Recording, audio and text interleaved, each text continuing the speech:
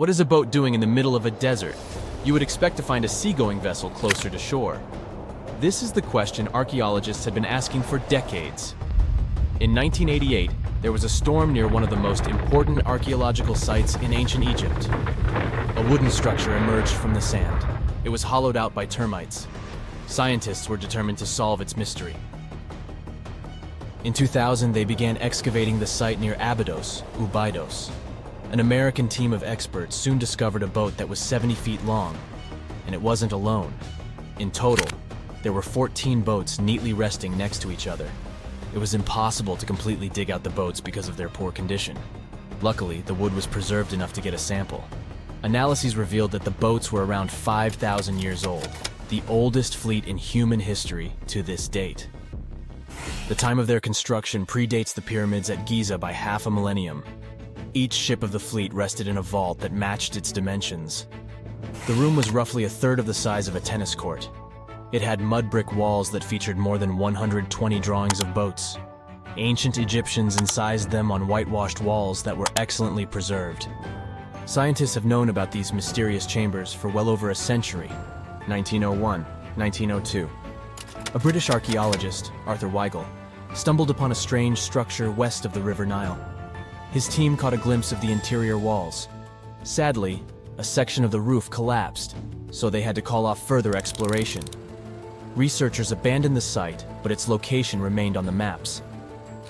The boat's position first led scientists to think that they rested on a bank of the mighty Nile. But there was a problem with this theory. Today, the river flows almost 7 miles west of Abydos. Further studies of the surrounding terrain showed the Nile didn't change its course throughout history. Also, if the boats floated near a dock, they would be in unstable positions.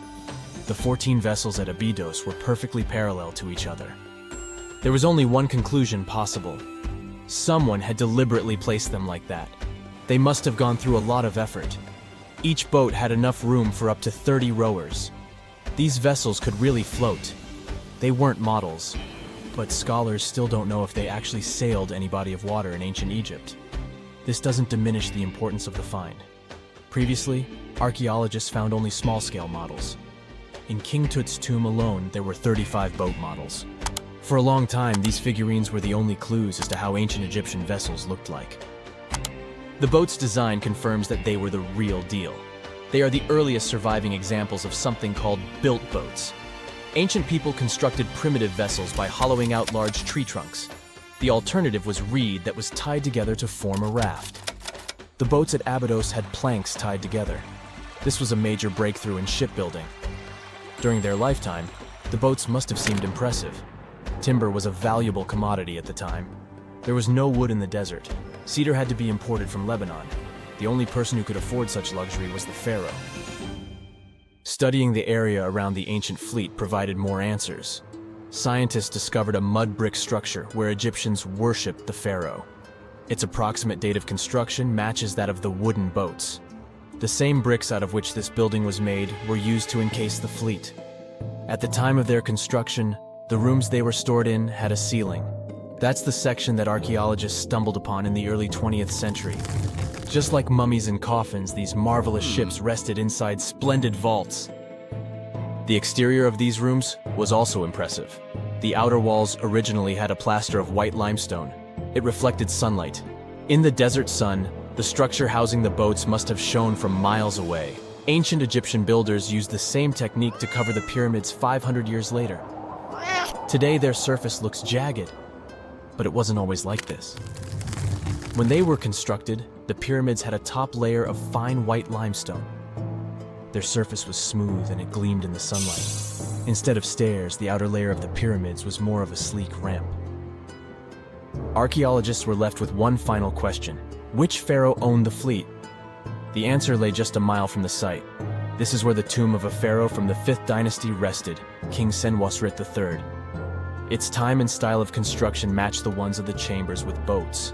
The very end of his rule might explain how the boats ended up in the middle of the desert. The pharaoh probably passed away in northern Egypt. Then his body was transported down the Nile to Abydos in a marvelous procession of decorated boats. The vessels were later lowered to chambers near the final resting place of their owner. This had a symbolic meaning. In the ancient Egyptians' belief system, ships played a key role. Their supreme deity was Ra. He traveled through the sky during the day in the form of the sun. At nighttime, he sailed through the netherworld in a solar boat. The pharaoh identified himself with Ra. That's why he needed boats in the afterlife. That was the only way to regenerate himself. Just as the sun rises every day above the horizon. This belief existed for thousands of years. The more famous Pharaoh Khufu also had a ship. Scientists found it in 1954 next to his pyramid at Giza. It is some 4 centuries younger than the fleet at Abydos, but Khufu's ship was almost 2 times longer. The Great Pyramid of Giza and King Tut's tomb are some of the most famous archaeological finds in Egypt. But there are many more secrets hiding beneath the endless sands of the Sahara Desert. Recently, 2020, archaeologists found a lost city there. They have labeled it as the most important discovery since King Tut's tomb, 1922. The city of Aten is some 3,000 years old. Historians hope it will give them a unique insight into the everyday life of ancient Egyptians. The famous archaeologist and Egyptologist Zahi Hawass proclaimed the site a lost golden city. Aten sits some 300 miles south of Egypt's capital, Cairo. It is close to the famous Valley of the Kings. Archaeologists first found sections of mud brick walls that spread out in all directions. They discovered complete rooms with tools of everyday life inside. The research team unearthed a bakery, a residential neighborhood, and an administrative district. They all date back to the time when the Egyptian civilization was the wealthiest in its long history. They were also the first to make objects from iron. In 1911, scientists found a set of iron beads near a village in Lower Egypt, El Girza. These are the earliest known iron artifacts. The discovery is literally out of this world. Ancient people made them by beating into shape a piece of a meteorite. The 9 beads were once part of an ornate necklace. They are now blackened and corroded, which is perfectly normal for a piece of jewelry that is over 5,000 years old. They consist of an iron-nickel alloy. Researchers were impressed by the skill of ancient jewelers who processed the beads. Their craftsmanship is more impressive when you think that they didn't know the stellar origins of the material. The Great Pyramid of Giza also has a remarkable feature. An international research group investigated the electromagnetic response of the structure to radio waves. They found that the pyramid has the ability to concentrate electromagnetic energy inside it. This occurred inside its chambers as well as under the pyramid's base. It contains an underground, unfinished chamber. It seems that the electromagnetic response is connected with the properties of limestone, the Great Pyramid's main building material. The research results might have a practical application. The way solar cells and nanosensors function could be improved by this remarkable find.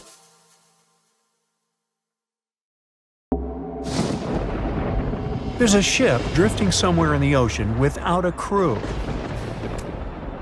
The last time someone saw it was over 50 years ago. Its story reminds of that of the Flying Dutchman, a ship that's bound to sail forever and bring disaster to whoever sees it at sea. At least the legend says so. Unlike the Flying Dutchman, the SS Baychimo was definitely real and built for a German company in Hamburg and began as an ordinary cargo ship. It was trading supplies between Hamburg and Sweden in the Baltic Sea starting from 1914. It had a strong steam engine and a hull made of steel. A few years later, it became British property. Then, in the 1920s, a Canadian company purchased it for around $18,000, a huge amount of money back then. The new owner, the Hudson's Bay Company, was actively using the ship for several years. They would often send it on voyages from its home port in Scotland to Siberia, Alaska, the Yukon, and the Northwest Territories. It also passed through the Panama Canal and even the Suez Canal, with fur pelts for sale on board. Sometimes it would also transport passengers. It had completed 9 successful voyages before this strip of good luck came to an end. Starting from the 1930s, SS Baychimo would have trouble with ice and storms. When it first got trapped in ice in October of 1931, some of the crew managed to escape to Alaska. 15 of 22 sailors decided to stay with their vessel and try to save it. They had furs and other valuable cargo worth around $58,000 aboard. The company sent them supplies to survive the winter. They set camp near the ship out of the hatches, tarpaulins, and other materials, and offloaded the cargo. At the end of November, a blizzard rushed through the area, and it seemed like it had taken the ship with it. The ice platform had survived, but the ship broke free. Some of the crew members were sure it had sunk. But soon after, they heard from one of the locals who had spotted their ship around 45 miles away from their camp. The crew moved on with their lives, and the ship started its journey as a runaway vessel. People would spot SS Baychimo once a year or so, all the way until 1965. It was mostly spotted off the coast of Alaska. A man going to Nome with his sled dog, along with prospectors, explorers, and treasure hunters, all claimed to have seen SS Baychimo. Someone tried to board it and take it to port, but ended up stranded on it for days because of horrible weather. Others got luckier and managed to take a whaleboat, some furniture, and other valuables from the vessel. Those who got close to the ship saw that it was damaged and missing the propeller. Still, it stayed afloat without a crew for at least 38 years and became the longest sailing ghost ship in history. In 2006, the Alaskan authorities started a project to solve the mystery of this ghost ship of the Arctic and finally find SS Baychimo, either still above or below the water. So far, the project has not been a success. SS Baychimo remains one of the estimated 4,000 ships that have disappeared off Alaskan shores. If the legend of the 17th century isn't lying, this ghost ship could be sailing somewhere along the Flying Dutchman. It belonged to the Dutch East India Company. Its captain managed to do the impossible for that time and sailed from Holland to Indonesia in only 3 months. They said he was flying over the sea, and some evil tongues explained that he had made a deal with evil forces to achieve that. Once the ship was sailing back home, its captain and crew disappeared without a trace. There are many versions of what happened to it. One of the first ones said it had tried to enter port at the Cape of Good Hope, got in a terrible storm, and sank as there was no captain to save it. Another legend says the captain had refused to obey the skies to let the ship sink during the storm. A scary life form then struck the boat and the crew, and it was condemned to forever wander without rest. Many sailors claim to have spotted the wandering Dutchman. The Duke of York, who was to become King of England, mentioned having seen it in Australian waters. Right after spotting the ship, the man who saw it first fell from the top of the mast and didn't survive. There were more encounters with this legendary ship up to the middle of the 20th century. Ships would nearly collide with it as the Flying Dutchman jumped out of the blue. Scientists have a more logical explanation for this mystery: Fata Morgana, not to be confused with Hakuna Matata. Now, when you're out at sea on a hot day and the air is all wavy, it feels like when you look at the road on a scorching summer day. That's because of something called atmospheric refraction. When light passes through different layers of air with different temperatures and densities, it bends and twists. Sometimes, under certain conditions, this bending of light can create really bizarre optical illusions over the ocean, like sightings of the Flying Dutchman. The Fata Morgana phenomenon can make distant objects appear distorted, stretched, or even lifted above the horizon. So you can see a ship far away, but because of the way the light is bending, it will look like it's floating above the water or even disappearing and reappearing. A Fata Morgana is most commonly seen in polar regions, especially over large sheets of ice that have a uniform low temperature.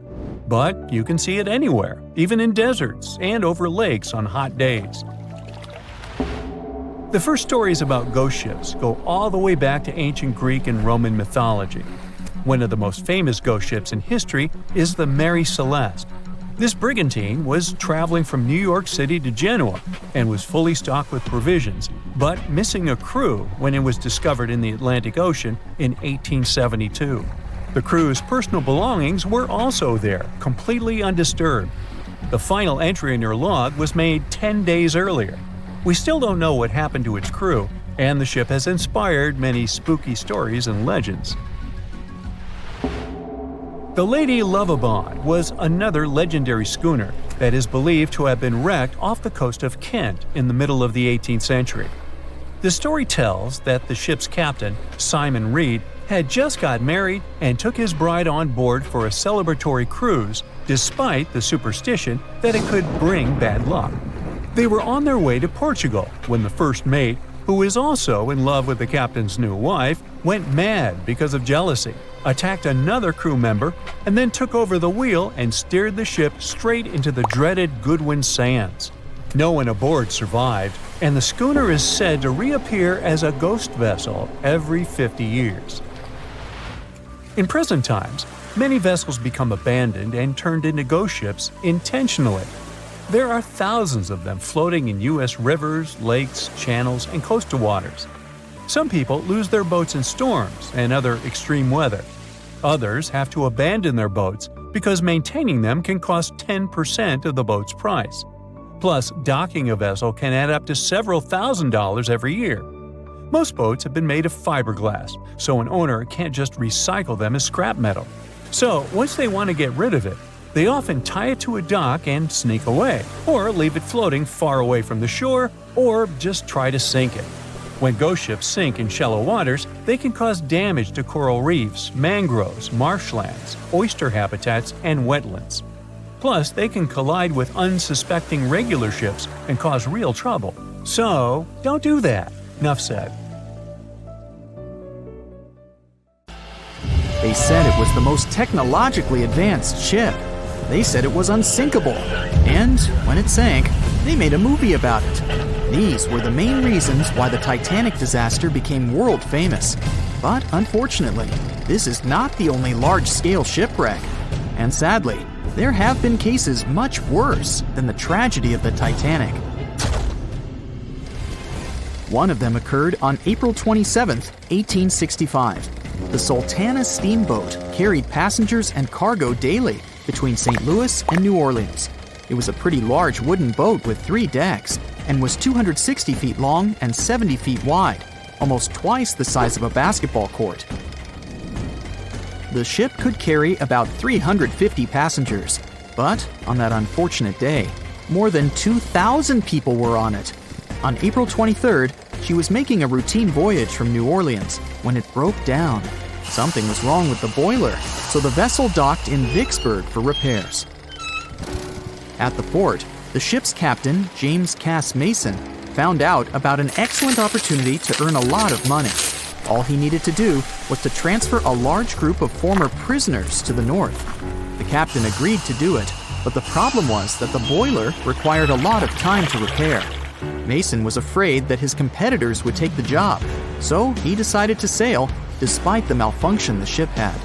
He patched up the holes in the boiler instead of a big repair and invited all the ex-prisoners on board.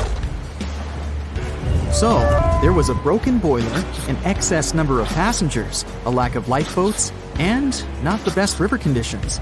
Also, the captain refused to send the ex-prisoners to the hold, so they were all with ordinary passengers.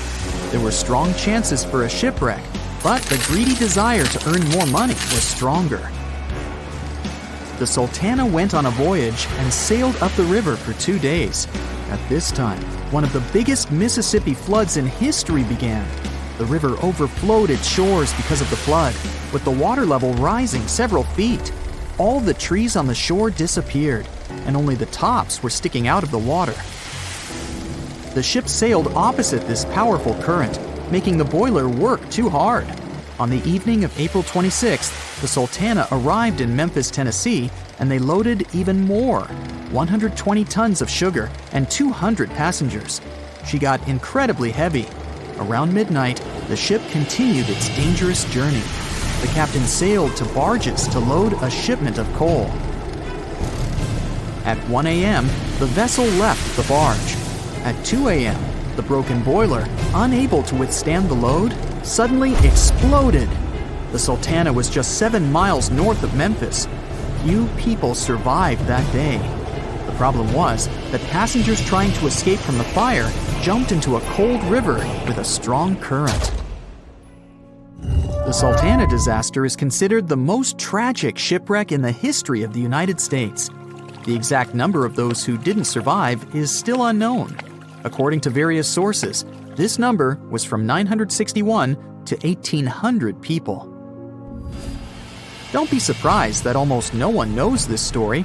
There were many more survivors in the Titanic tragedy, and everybody heard about it. But the Sultana sank during one high-profile event. 12 days before the shipwreck, the country lost Abraham Lincoln. People hadn't yet recovered from this news, so no one paid much attention to the tragedy of the Sultana. Many catastrophes happened quite recently by historical standards. One of them occurred in 2002. The ferry Lejula was a Senegalese vessel. The ferry sailed twice a week, mainly along the coast of Dakar, carrying passengers who traded mango and palm oil. It made daily voyages and never faced severe problems thanks to modern rescue equipment and good repair service. But one day, the ship's crew discovered a malfunction and sent the boat to port. For almost a year, Lejula was in a non-working condition, awaiting repairs. But it didn't get high-quality service. After poor maintenance, the ferry set off on its last voyage.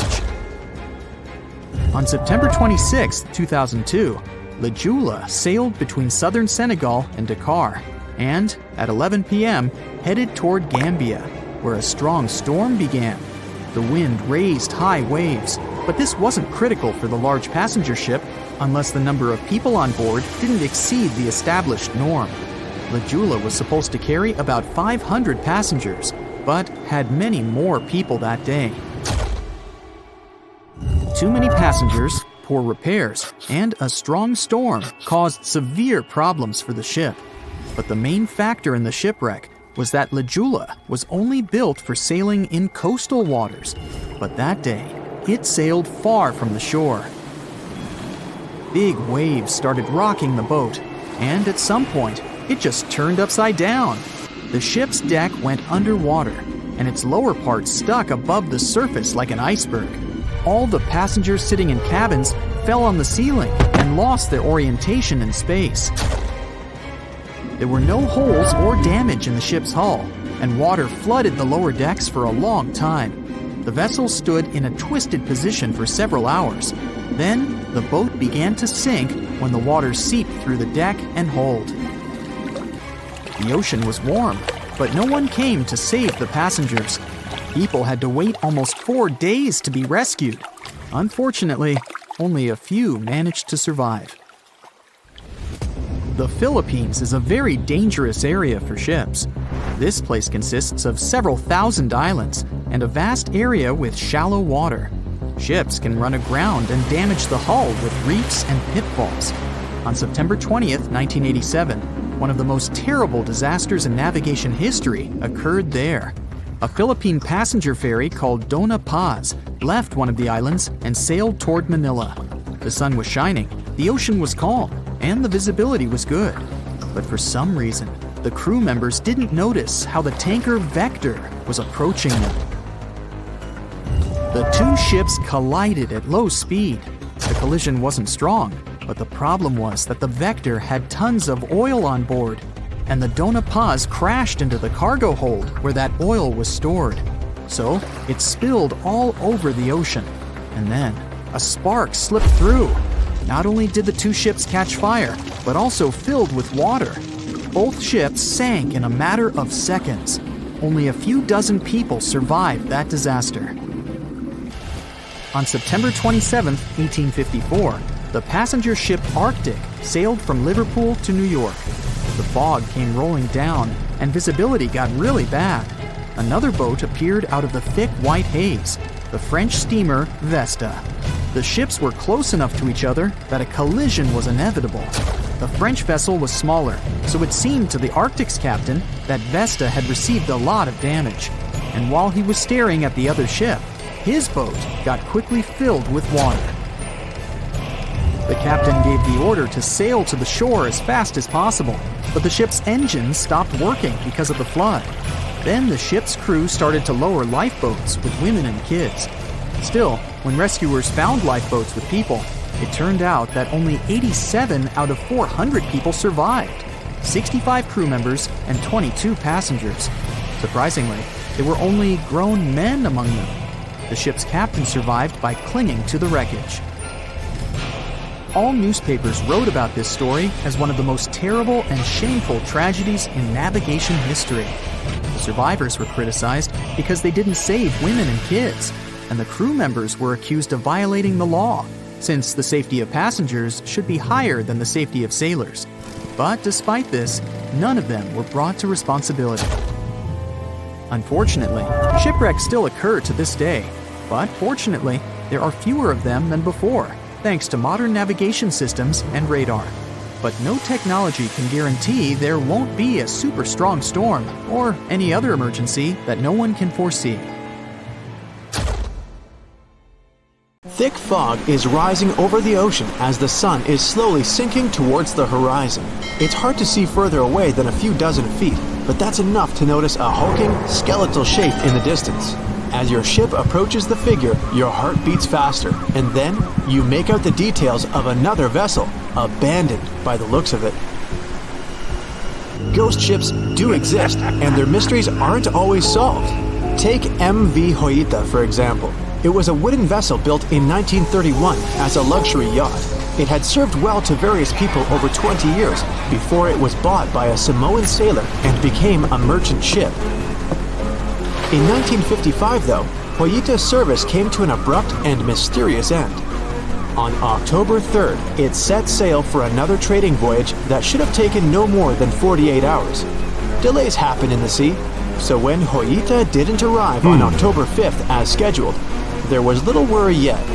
But then it failed to come on the following day too. There was no distress signal or any other sign of Hoita's presence anywhere between its departure and arrival points. A search and rescue party was dispatched to find the ship, and for 6 days, they were scouting the area of nearly 100,000 square miles. On October 12th, the mission returned to the base empty-handed. Hoita vanished without a trace.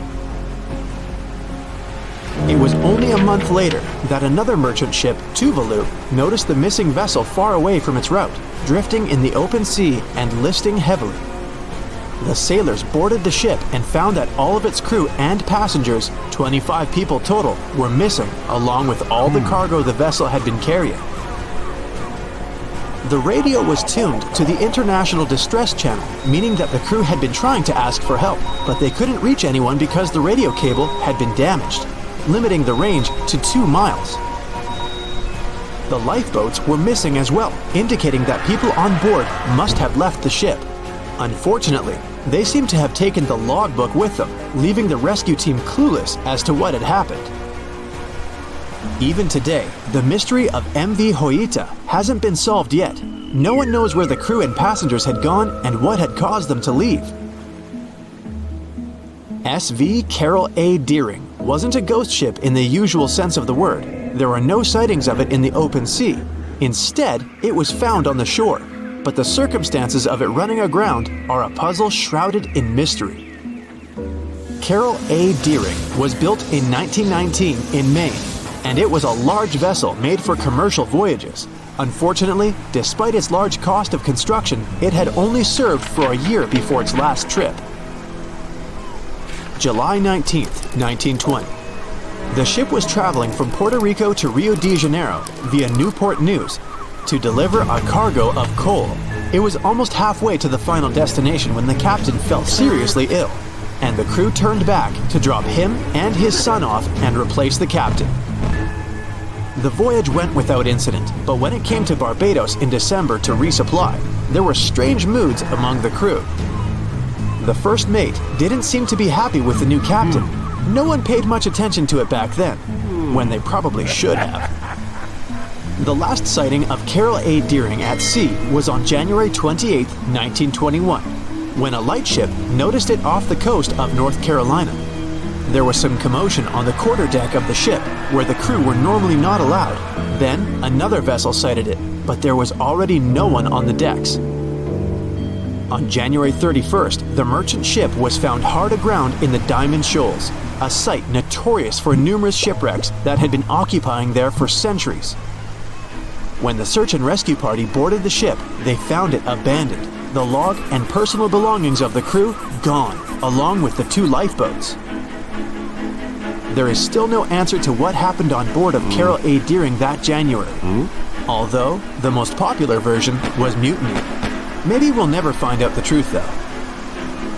SS Baychimo is perhaps one of the most notable ghost ships in history.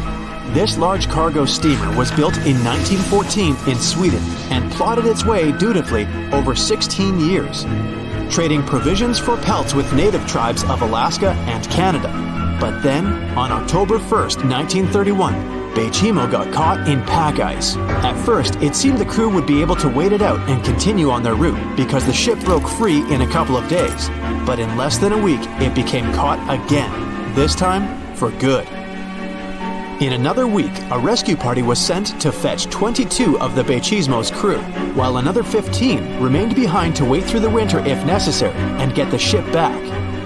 But a month later, after a powerful blizzard struck their camp, the sailors went out of their shelters only to find the ship gone. Luckily, a few days later, a native hunter told the Baychimo hadn't been lost yet.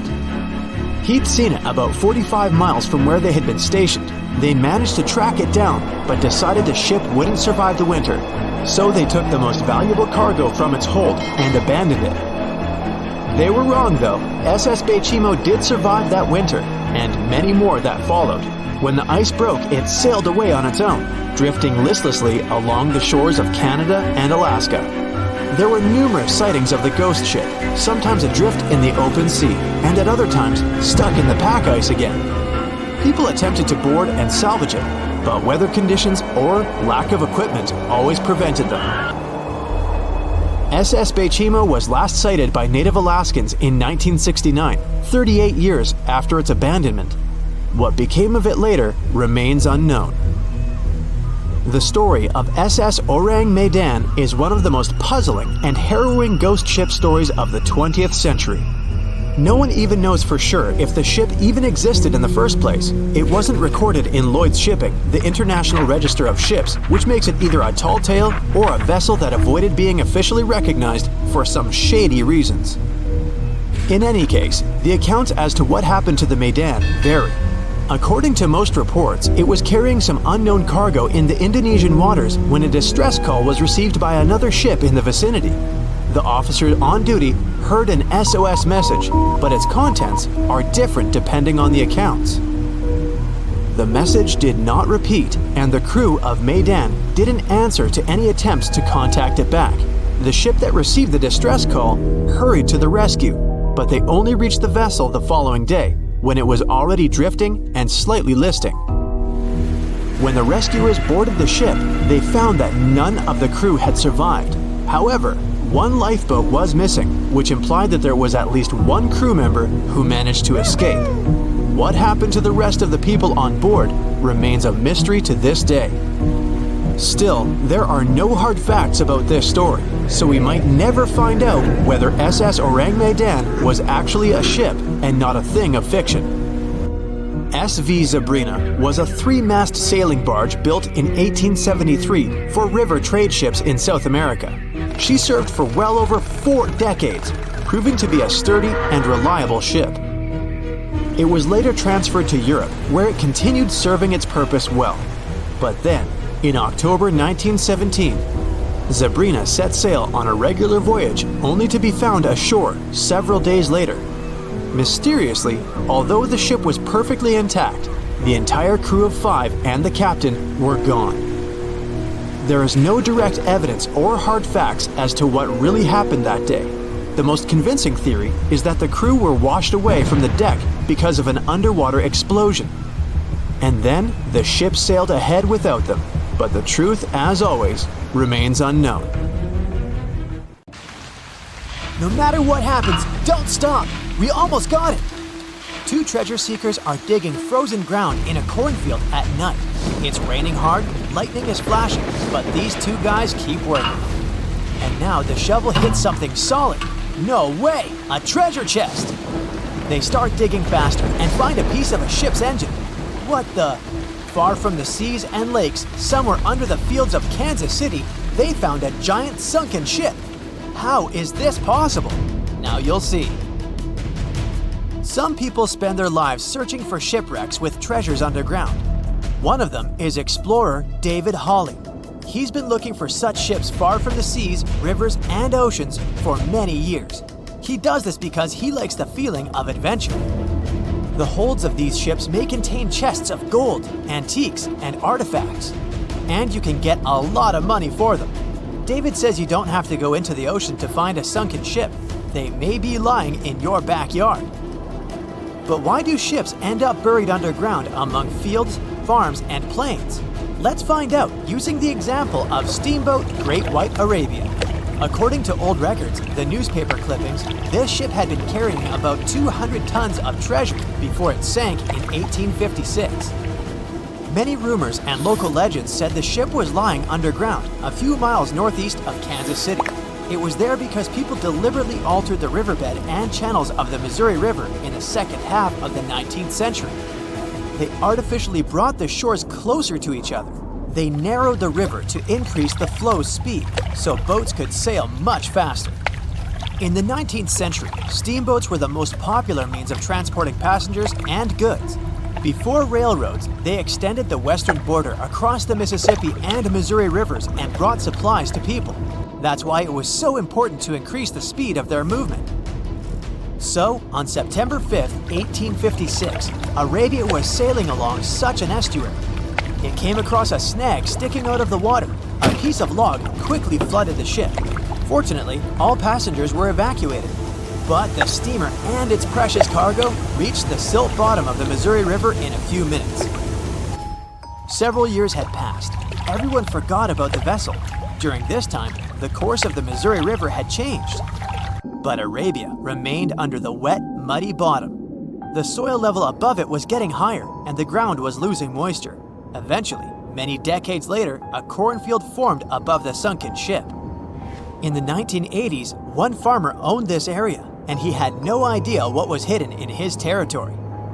David Hawley carefully studied the history of the sunken ships of the USA.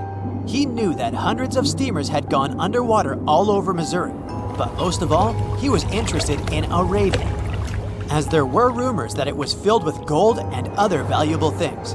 The territory of cornfields in Kansas was vast, but David Hawley knew how to search properly. In 1987, he started working. First, together with his brother and father, they collected all the clippings from old newspapers they could find. They were looking not only for information about the steamer, but also for maps of the Missouri River. They tracked its historical changes, checked the dates, and identified a large area where the steamer sank. Next, they used electromagnetic testing and other geological stuff to study the soil and find the right place. They searched for differences in ground moisture and density. Then, they went through the territory with powerful metal detectors. And so, by the fall of 1988, they had determined the location of the steamer. Arabia was the size of a football field. This gigantic vessel lay 45 feet underground, 4 stories down. But before they started excavating, they had to ask the owner of the cornfield for permission. For the farmer, this news was a big surprise. He agreed, on the condition that the excavations would be completed by spring so that he could sow a new crop. Digging a giant ship in winter is much more difficult and expensive than at other times. It includes additional equipment, electricity, and heating costs. The team worked day and night. They financed the excavations out of their own pocket. Each invested more than $10,000 and took out a bank loan. Finally, they noticed the first details of the ship. The shovels hit the huge engine boilers and the deck. The goal had been achieved. Most of the cargo lying inside the sunken ships is covered with rust, shells, mud, and is badly damaged. The contents of Arabia were in excellent condition, considering that the ship had sunk 130 years prior. Unfortunately, they didn't find the chests of gold. Still, they got several tons of other valuable cargo, household items of people who lived in the middle of the 19th century. It was a time capsule. The ship was carrying supplies for hundreds and thousands of people, and all these things were perfectly preserved. For example, they could clearly see the brand stamp Goodyear Rubber Company on one rubber shoe. The longer the excavations continued, the more things David and his team found. In the barrels, they found plates from the 19th century. They were intact and usable. Also, there were clean clothes, thousands of pairs of shoes, harpoons, frying pans, and umbrellas. The ship was carrying cargo to supply about 16 small towns. Yes, it's not gold, but such artifacts are also precious. The contents of the ship could be worth millions. However, the crew wasn't going to sell these things. They made a museum on the site of a former fruit market in Kansas City. If you go there, you will immediately feel like you're in a department store of the 19th century. There are thousands of items in good condition. Even the matches here are dry enough to light up. It took David many years to present the entire collection from the steamship. He values each of the items and doesn't want to sell them. Anyone can come here, pay for a ticket, and find themselves in the past. Who knows, maybe there's an old ship hidden in your backyard too. Geologists found an older vessel in the hot desert of Namibia in 2008. This ship sailed back in the days when pirates scared sailors on the seas, and now it's inside a dried-up lagoon. The ship sailed from Lisbon in 1533 and disappeared with the crew near a small diamond mining town. After almost 500 years, the hull had been badly damaged. Only the carcass of the ship remained, but the treasure hidden inside the vessel stayed intact. They carefully studied the boat for a long time, trying not to ruin anything. And then, 5 days later, they found a big old chest in the hold. Carefully opening it, they found gold coins there. Thus, the cost of the ship was estimated at about $10 million. The exact cause of the shipwreck is unknown, but experts believe the ship was destroyed by heavy cargo and bad weather. It went to the bottom of a lagoon that later became a desert. Some find an airplane in their backyard, others discover a ship, and one man found a passage to an ancient secret city in his house. This happened in Turkey in 1963. The owners of the building decided to make repairs. He went to his basement and knocked down the wall to turn this place into a living room. And so, behind one wall, he found a tunnel leading underground. The man thought it was some kind of a secret chamber. He went down there and realized it was something much more than that. It was an ancient city 18 floors deep. People built it in the years 780 to 1180 as a refuge from weather disasters and the invasion of enemies. This place also includes many underground tunnels that stretch for several miles in different directions. People could get to the town from different points using secret passages leading to these roads. The city can accommodate about 20,000 residents, livestock, and tons of food supplies. Archaeologists have also found a chapel, schools, stables, and public kitchens there. The movie Jaws came out in 1975, and since then, people have been terrified of sharks. Some people fear seeing a great white's head come out of their showers, not to mention the fear of running into one at your local pool. Of course, none of this is actually possible, but some other scary shark stuff is. Like, yes, sharks can attack boats. They probably won't sink one. It depends on the size of the shark and the size of the boat. Today, we're diving deep into the facts and myths about the sea's biggest predator. It was the year 1953. On a typical July morning, two fishers set out on their daily lobster harvest. They took their white-hulled dory out to sea off the coast of Cape Breton Island in Nova Scotia, Canada. Since it was the lobster season, the sea was dotted with several dories spread out across the water. But that day, something strange happened. As soon as they put the dory at sea, they noticed a large dorsal fin chasing after their boat.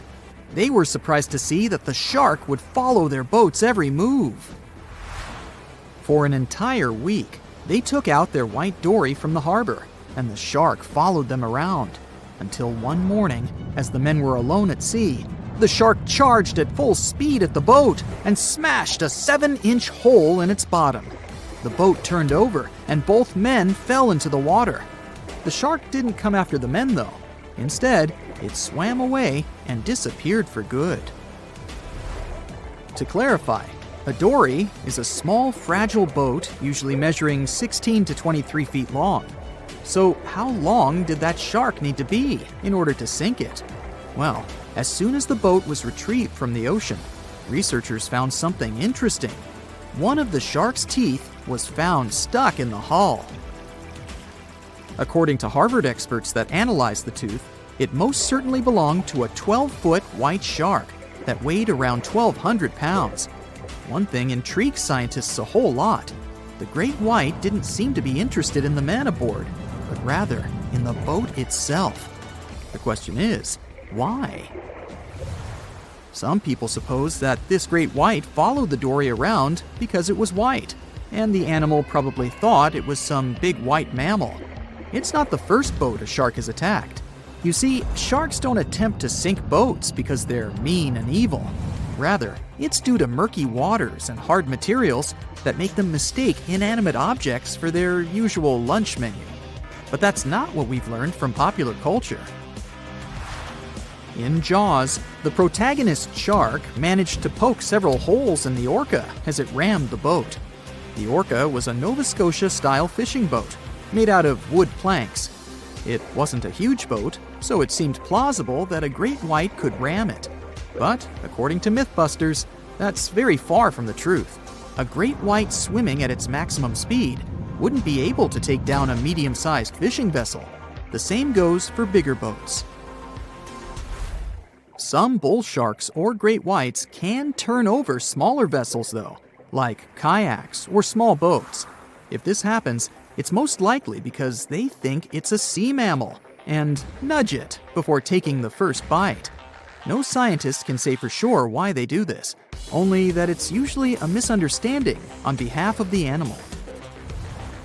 The Shark Research Committee, a nonprofit scientific research organization, has documented a lot of shark attacks on inanimate objects and is trying to answer that question more thoroughly.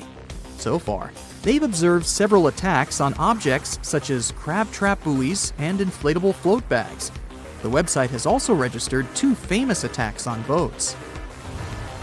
The first one happened in 1959, and a shark left a tooth on the hull of a boat. Researchers later identified it as belonging to a 12-foot great white. The report of the other attack, which happened in 1989, claims that a boat was circled by a great white before the animal swam at the vessel at full speed and hit the boat several times. Of course, those who suffer the most from shark attacks and encounters aren't boats. It's surfers. As far as we know, surfers look like giant wobbly seals from the shark's perspective. According to the Shark Research Committee, there have been 41 confirmed shark attacks on surfers on the west coast of North America over the course of the last century. So, should we be so afraid of sharks after all? Let's learn more about these magnificent sea creatures. Off the top of your head, how many shark species can you name? 4, 8, 10? Well, there are over 500 species of sharks swimming in the ocean. They vary from tiny specimens, about the size of a human hand, to up to 39-foot-long creatures. The largest species of shark are actually not great whites, but whale sharks. And even those are small compared to the great Megalodon. This ancient creature that lived around 20 million years ago reached an unimaginable length of 60 feet. By comparison, that's the same as 2 to 3 buses placed one after another. I wouldn't swim in Megalodon-infested waters even if you dared me, that's for sure. We know that sharks are very good hunters, but why is that so? Their bodies seem to have been strategically built for speed.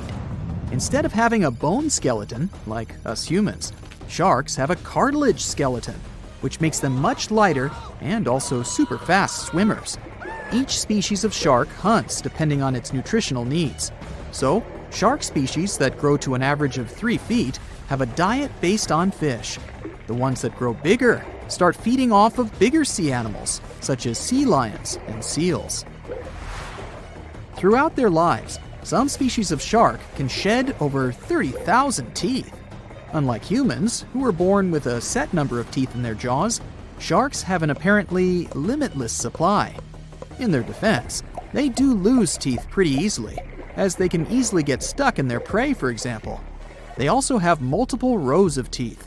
The jaws of a great white can contain up to 7 rows of teeth, and can grow to be more than 6 inches long. And since we're speaking of great whites, the most feared shark species roaming the oceans, this is Ray. Ray is an adult white shark. He can swim up to 50 miles a day, so he needs a lot of fat in order to keep his body functioning. Funny thing about Ray, when he opens his jaws to hunt, his eyes roll back together with his head, so his sight is hindered when he's taking a bite. Now, he does like it when the water is murky and underwater visibility is low.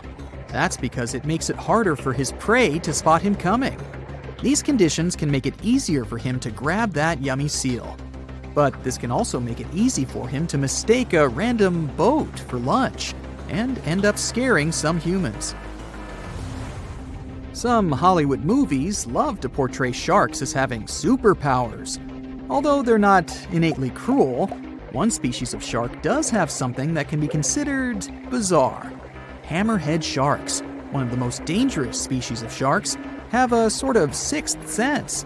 Inside their heads, they have electroreceptor organs called ampullae of Lorenzini. These organs allow sharks to detect the electromagnetic fields of all living things in the ocean.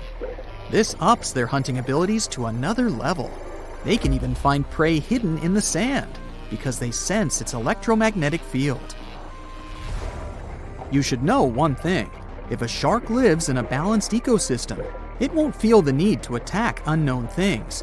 These animals are curious, though, so maybe we should cut them some slack when they bite a piece off a random boat. As an experienced sailor and the first man to ever sail non-stop on his own around North and South America, Matt Rutherford has seen a lot during his voyages. But what he saw in 2013 while sailing through the waters of the Atlantic with his colleague surely stands out. Some 800 miles off the coast of Bermuda, not far away from the famous Bermuda Triangle, they noticed a boat that seemed to be moving by itself. The sails weren't up and the motor wasn't running. The sailors decided to check if there was someone who needed their help aboard, so they moved closer to the mysterious ship. Once they got there, things only got weirder, as they realized there wasn't a living soul aboard. Rutherford started filming to document their discovery. The boat looked so awfully abandoned that they expected to find some pretty scary things in there. But it didn't stop Rutherford from searching the vessel.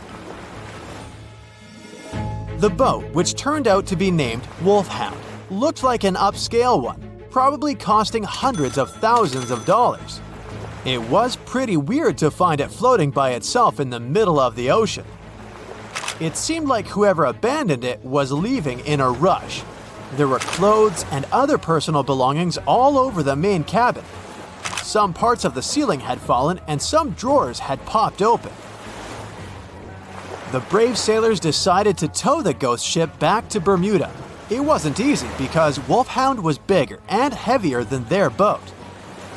After days at sea, the crew was running low on fuel and asked a passing freighter to stop and give them some gas. They kept pulling Wolfhound until the tow line got wrapped around the rudder and they realized they could get stranded in the Bermuda Triangle. So they had to abandon the ship.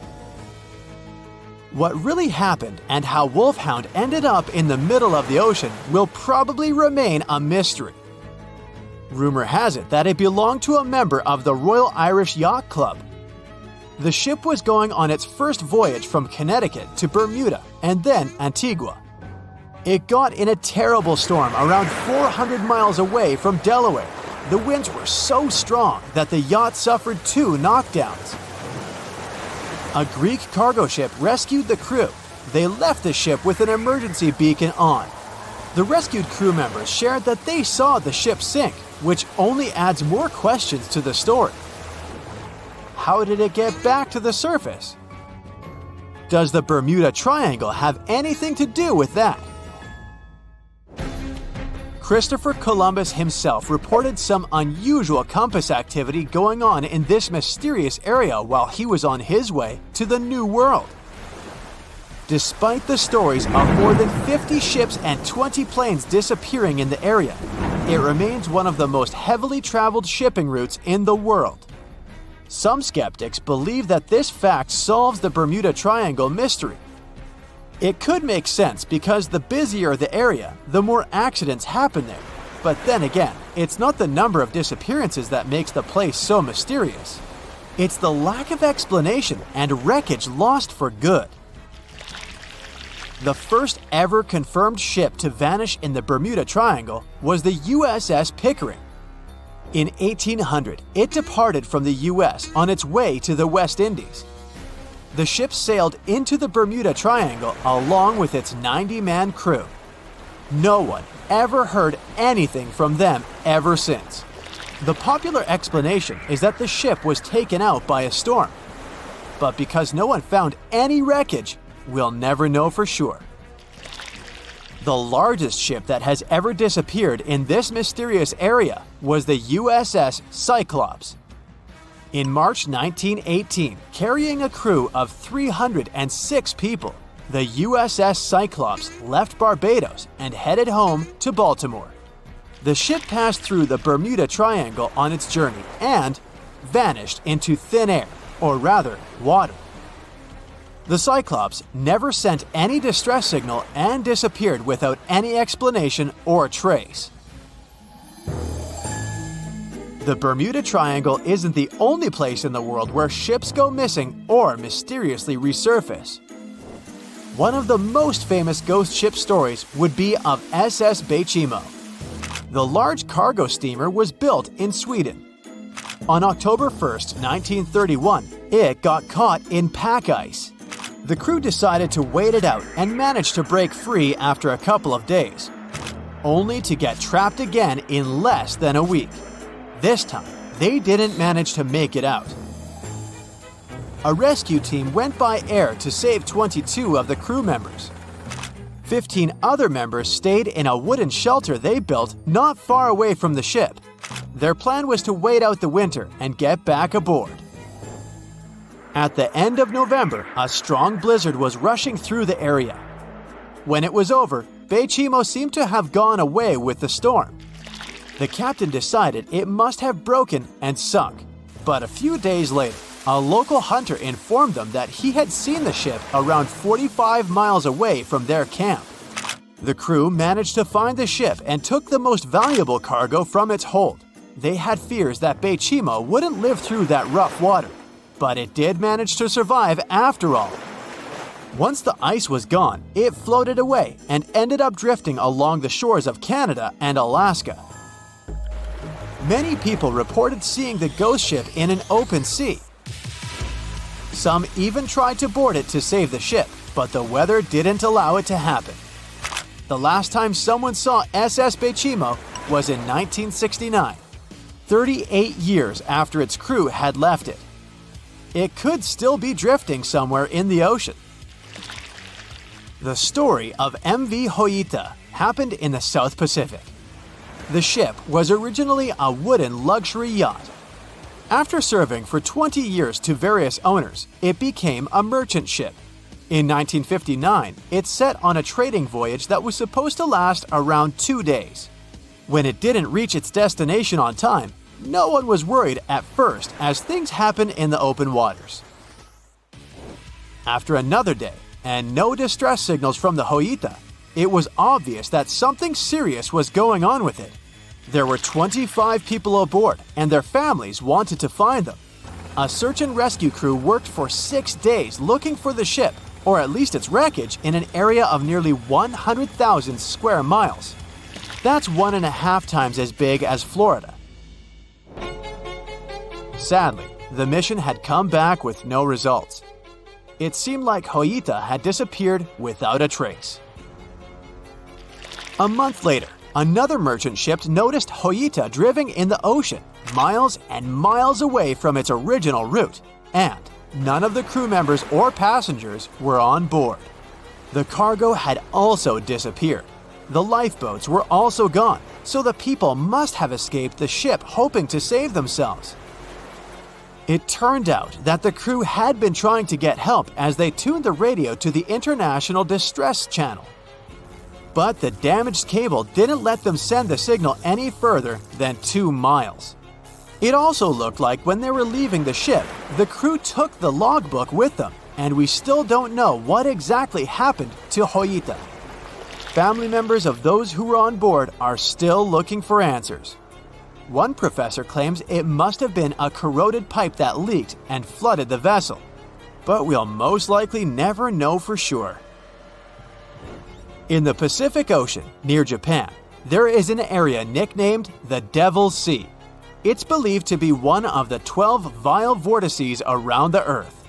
Some people claim that vile vortices have weird things going on in them because the pull of the planet's electromagnetic waves is stronger there than anywhere else. The most famous ship that disappeared in the area was a fishery patrol vessel in 1952. The ship went there to investigate the vessels that went missing previously and disappeared along with 31 crew members. Scientists who don't believe it was a mysterious disappearance blame the underwater volcano eruption for what happened. It's 2018. You get up early in the morning to go ashore and catch some fish. You come to the spot you were yesterday, throw the hook into the sea, and wait. The float is twitching. You've caught some fish, but hey, hello? Why aren't you doing anything? Right now, you don't care about the fish. You're looking at something in the distance. You open your mouth in surprise since you see a huge ship stuck on a shoal. It wasn't here yesterday, so it got here at night. Okay, it'll probably sail away sooner or later. You fish for a few more hours. During this time, you observe the ship and notice no movement there. Is it empty? Boats and the Coastal Service are sailing from the shore to the vessel. You decide to check it out too. You get in your old boat and go there. The mist descends to the water, making the ship look creepy. The colossal vessel is rusty and empty. But where is the whole crew? And how did it get there? The Coast Guard comes on board. They search the hold, the cabins, and the upper deck. There's someone's stuff, some remnants of food supplies, notebooks, and clothes. Everything suggests the crew has disappeared for some reason.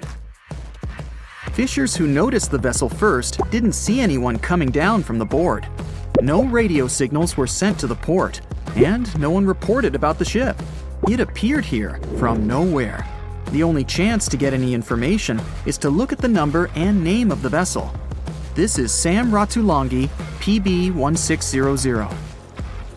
The Coast Guard checks the information, studies the data of all the country ships, and no way. One company built the boat in 2001 in Indonesia. People used it to transport heavy loads across the seas around Asia. The ship had been properly operating for 8 years. People were delivering industrial goods to different points in the region, but something went wrong. In 2009, Sam Ratulangi was sailing near the coast of Taiwan, and that's it. There were no further records about it. There were no reports in any port. Everyone thought it must have drowned, so no one had been looking for it for years.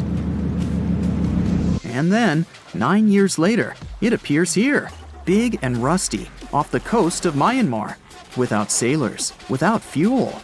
An investigation starts. City services are trying to find out the names of all the sailors working on the ship and find clues that would lead to solving this mystery. They also hope the ship owner will appear soon.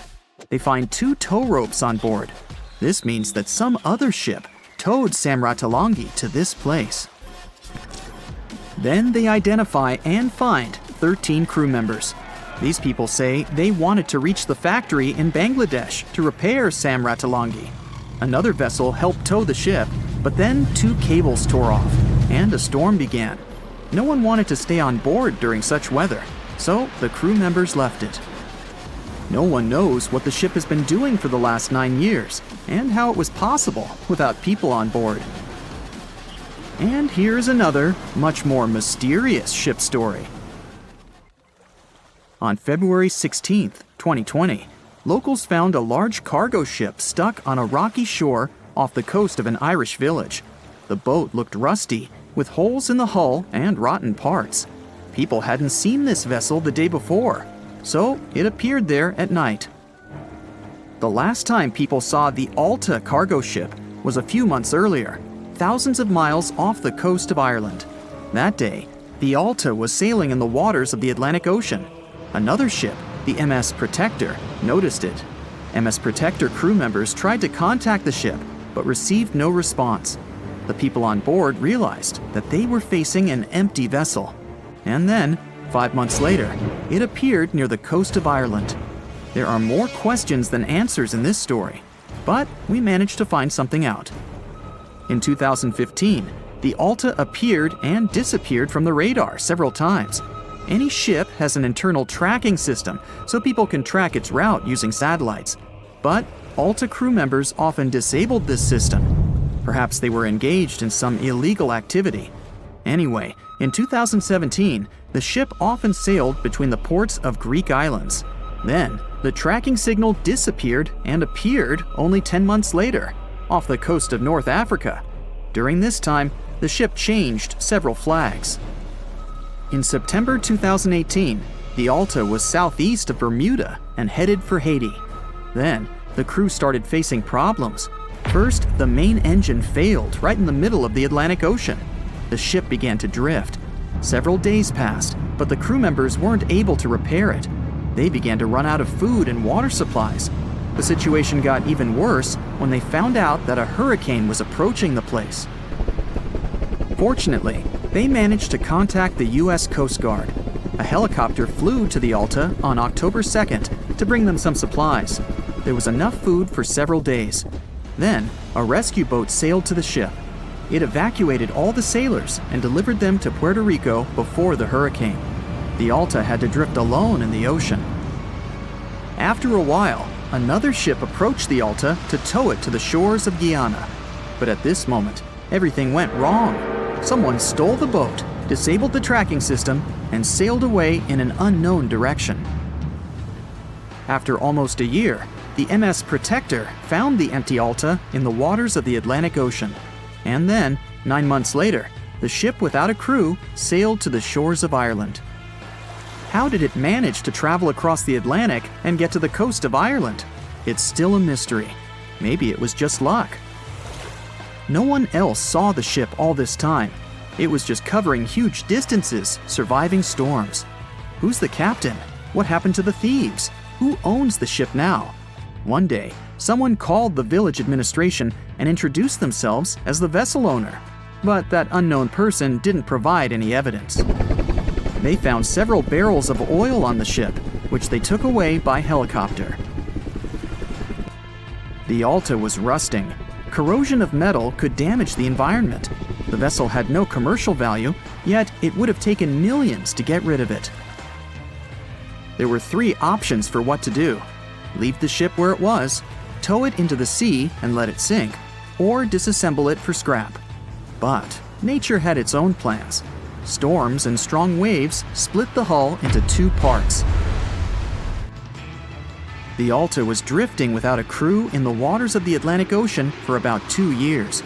But this is nothing compared to a ship that was traveling for 38 years. The record belongs to the SS Baychimo. It was a merchant vessel owned by some trading company. In 1931, the ship found itself on the ice off the coast of Alaska. Its movement slowed down. A thick layer of ice blocked the ship, and a strong storm only made the situation worse. The blizzard was so intense that the crew members couldn't see anything but a white veil in front of their eyes. Sailing any further was impossible. The team had to wait for the storm to end. They waited for a day, 2, 3 days.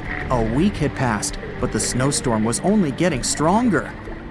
Then, one day, it grew weaker. The crew members split into 2 teams. The first team went to the nearest city. The second group, along with the captain, stayed on board. They set up camp next to the ship and waited for the blizzard, which had started again, to end. There was 0 visibility. And finally, one day, the storm was over. Great! And now, wait a minute. But where's the ship? The SS Baychimo just disappeared during the blizzard. The captain was sure that the ship had sunk, so he left along with the crew. Then, a week later, they saw the vessel drifting near the area where they had lost it. The hull was damaged so severely that it was unsafe to sail on it. Repairing the ship would be pointless and expensive, so the captain decided to abandon it. He was sure that it would go underwater sooner or later, but it stayed afloat for the next few days, the next few months, and a few years. People had reported seeing it at various points along the coast of Alaska for 38 years. The last record of the SS Baychimo is dated 1969. Those who saw it claimed the ship was completely frozen, almost merged with the ice. Some people planned to start an expedition to find the ship, but all attempts were unsuccessful. The vessel is probably lying somewhere on the deep sea floor.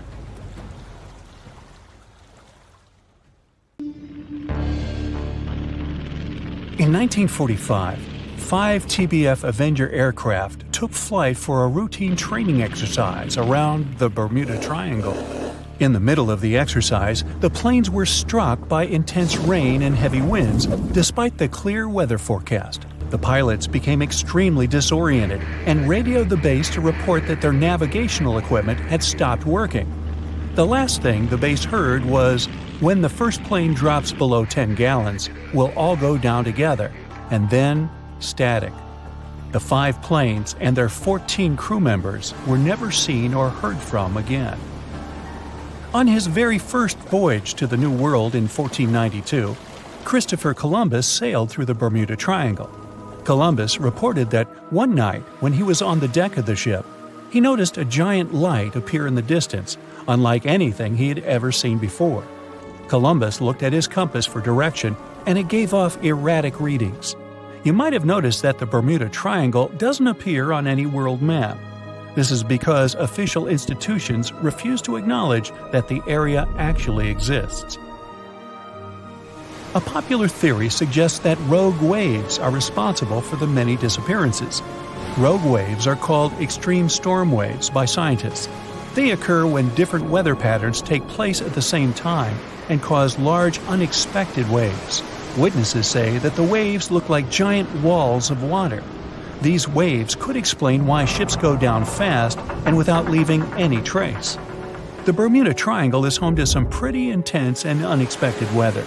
Storms build up quickly and unexpectedly, then disappear soon after. If you blink, you might miss it. This could explain why few distress signals are issued. Pilots and sailors never saw the weather coming. No one knows exactly how many ships and planes have disappeared in the Bermuda Triangle. The rough estimate is 50 ships and 20 planes. Most of the time, the disappearances had no explanation and no wreckage has ever been left behind. Another bizarre theory trying to solve the Bermuda Triangle mystery comes from Charlie Berlitz. He insists that the area is home to the lost city of Atlantis. The missing ships and planes and malfunctioning equipment, according to him, were all caused by rays of energy let out by the special energy crystals that power Atlantis. While this sounds silly, Berlitz's theory was convincing enough that over 20 million people bought his book worldwide. In the year 1800, a large sailing vessel called the USS Pickering departed from the U.S. on its way to the West Indies. The ship sailed into the Bermuda Triangle along with its 90-man crew and was never heard from again. The USS Pickering was the first ever confirmed ship to vanish in the Bermuda Triangle. It's believed that the ship was taken out by a storm, but because no wreckage was ever found, we'll never know for sure. When the TBF Avenger planes went missing, a massive search operation was conducted.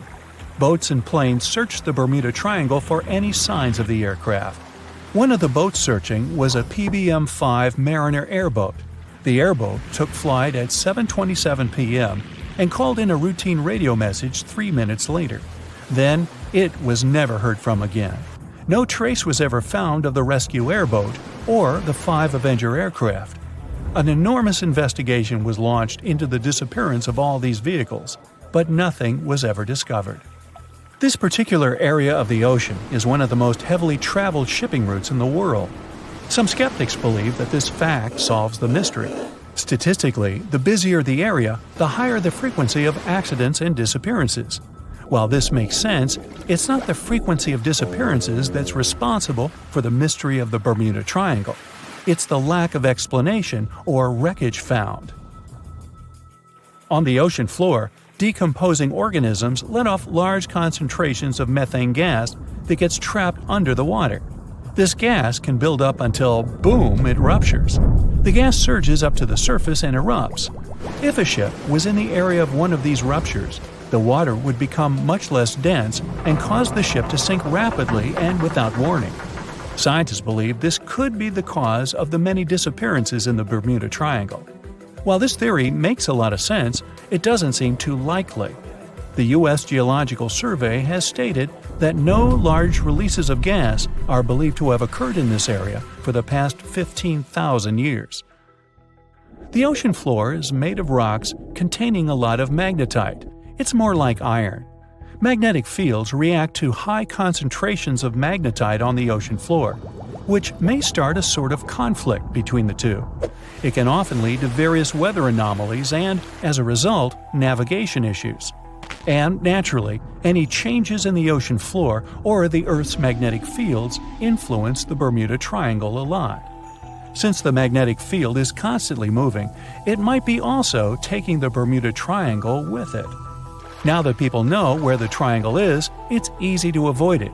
It supposedly moves eastward together with the magnetic poles, but scientists still can't answer where exactly it will be in a couple of years. Some people blame all the disasters on the extraterrestrial paranormal activity.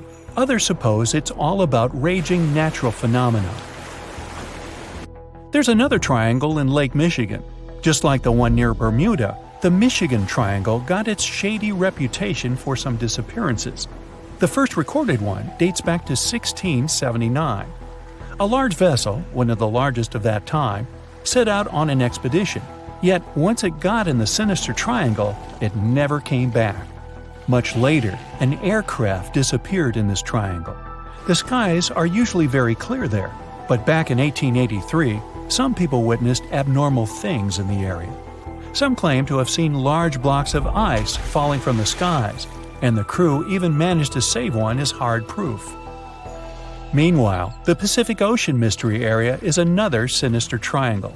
Off the south coast of Japan, not far away from Tokyo, there's a sea where plenty of ships met their doom, disappearing without a trace in these waters. They call it the Devil's Triangle. Some scientists believe the cause of anomalies is the environmental changes. Also, there's a really high concentration of methane hydrates on the bottom of the ocean in the Pacific Triangle area.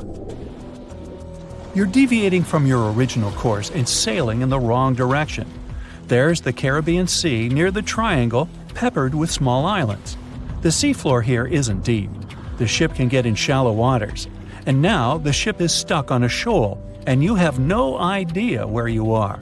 If this were the 21st century, the ship's captain would be able to reach the shore using GPS and other modern navigation. But the most interesting thing is that the compass would work correctly this time, since the magnetic North Pole hasn't already coincided with the true one for a long time in the territory of the Bermuda Triangle. The agonic line is somewhere far away from here. There are no problems with navigation now, but for some reason, this is where ships disappear. In fact, not just here. Throughout the Atlantic Ocean, there are places where many more ships were gone. The Bermuda Triangle is not even in the top 10 of such places. One of the main reasons why many ships are lost here is that one of the most popular shipping routes in the Atlantic passes through the Bermuda Triangle. And the more ships in one place, the more shipwrecks. Simple probability. Then, it just starts getting weird. Other theories say that there's a space-time rift in this region. Ships and planes fall into this rift and end up in the past or the future. But for some reason, there's not a single proof of this myth. There's no reason to think that the rift is hidden somewhere here. The base of an extraterrestrial civilization is located in the Bermuda Triangle. Visitors from other galaxies steal sea vessels along with the crew, so no one finds the wreckage of the ships. This is also a popular myth that has no scientific justification. The Kraken lives somewhere in the triangle. It's a huge squid that sinks ships and also is a legend that sailors tell each other. However, gigantic squids live in the depths of the ocean. They can grow to the size of half a train car, but no cases have ever been recorded where they sunk a large vessel. And in the area of the Bermuda Triangle, they have never ever been seen. People in the past didn't know about the existence of these creatures, so when they saw them for the first time, they described them as huge, terrible monsters. Giant squids are some of the most elusive creatures on Earth, and scientists had to use sonar equipment to find them. They don't like to leave the dark depths and are likely to be afraid of the sound of any ship. So, that should squash the squid as a suspect. The year was 1854, and the SS Arctic, the fastest passenger liner of its time, set out to cross the Atlantic. As it sailed through the misty veil, it slowly disappeared into the unknown. The Collins Line, an American shipping company, was started in 1818 and only began seriously trading in the transatlantic by 1835. Its steamships crossed the Atlantic from Liverpool to New York within just 10 days. Doesn't sound like a great speed today, I know, but back then, the same thing took other ships several weeks. Light on the water with their wooden hulls, powering through with a strong steam engine, those steamships were the favorite choice for many high-profile people. What could go wrong with such an advanced ship, they thought. This reminds me of some other ship everyone believed to be unsinkable. But anyway, back to the Collins Line. It grew to be a serious contender on transatlantic routes, with only one other competitor, the Cunard's Line. It was a British company also aiming to be the main force through the Arctic Passage. In 1835, the company received a new ship that traveled to Liverpool and came back to New York with the largest cargo ever at that time. From then, the Collins Line was steadily growing. It seemed like there would only be future successes for it. Unfortunately, their lavish ships became costly to run with the amount of coal used. Massive power along with weak wooden hulls meant they needed many repairs after each voyage. So, every trip ended up being expensive. But since the ships were safe and had a great reputation, people were willing to pay the price, and the company was definitely not in crisis. They had achieved something no one had managed to do before them. Like I told you, their ships crossed the Atlantic in a whopping 10 days, and Edward Collins, the owner, was very determined to maintain the pace. Their 5 ships easily outran the Cunard's Line of only 3. With this great praise, it provided more attention. Though the Cunard's ships were slower with their iron hulls, they believed there was still profit, regardless of how slowly they sailed. Among Collins' ships, the Arctic, the third of them to be launched, was the largest, reaching 284 feet long, with 2 side-lever steam engines, each with 1,000 horsepower. The paddle wheels made 16 revolutions a minute when at full speed. At the time of its launch, the press called it the most stupendous vessel ever constructed in the United States. But glamour and fame couldn't avoid what would come next. On the 27th of September, the Arctic was on its journey from Liverpool to New York, continuing a speed pace through the thick fog. It's possible that by that moment, after 4 years of record-breaking trips, the crew became overconfident with their sailing and the ship. Going only 50 miles from Newfoundland, they carelessly continued through the fog with no radio contact, sonar, or any other form of identifying objects, equipped only with Morse code. A smaller ship, the SS Vesta, which operated as a fishing vessel, often worked around Newfoundland. It was passing through the same path as the Arctic and crashed into its side. Shocked by the collision, the captain of the Arctic offered help to the much smaller Vesta, but it was soon clear that the damage that seemed minor on the Arctic was far worse. Beneath the waterline, a hole was letting water into the hull. The cost of the much faster wooden hull now seemed less valuable. They steered toward land, trying to plug the holes, but they weren't doing so well, and the seawater continued to pour in, filling up higher and pushing the ship down. And finally, once the engine room was full, it put out the boilers, taking away the massive power the Arctic was once legendary for. They moved slowly until coming to a complete stop. The ship continued to sink, and the order was to abandon it. At the time, maritime law allowed for the Arctic to carry only 6 lifeboats, only capable of saving 180 people. The crew and some of the passengers managed to push their way aboard and took most of the seats on those boats. Things were pretty wild, and everyone forgot about their manners, not letting the ladies and the youngest ones board first. It took 4 hours for the Arctic to sink. 150 crew and 250 passengers were on board. Those that weren't able to find a lifeboat made a desperate attempt to build their own rafts from parts of the ship. 2 days later, only 3 boats made it safely to the shore. The other 3 were never found. Believe it or not, the rescue party also saved some people that had been clinging to the wreckage for 2 days. Unlike the crew, the captain went down with the Arctic, but amazingly survived. He would be only one of 85 people that made it out of the 400 on board. When the news arrived 2 weeks later, the public responded with great sadness to the losses. Great anger soon followed towards the poor safety measures in the crew. The press published demands to change the laws for more lifeboats. It only made sense to have enough for every person on board a ship. But they ignored those requests. This neglect would lead to more disasters in the future. Enough lifeboats would only come into maritime law some 60 years later, after the disaster of the Titanic. Edward Cullen's wife and 2 children were also aboard the ship and didn't return. He was heartbroken, but didn't stop running his business. The Collins line still had a reputation to uphold, the biggest, fastest, and most luxurious on the Atlantic. Edward Collins would now build an even better ship than any other. It was named the Adriatic, and it was the largest ship in the world, 354 feet long. With 2 alternating steam engines that had never been built of this size. These steam engines at the time were at the height of engineering, though today you can only see them in models and toys. With the new addition of 2 masts, the Adriatic would also be able to sail if needed. Luckily, they made some lessons from the disaster of the Arctic.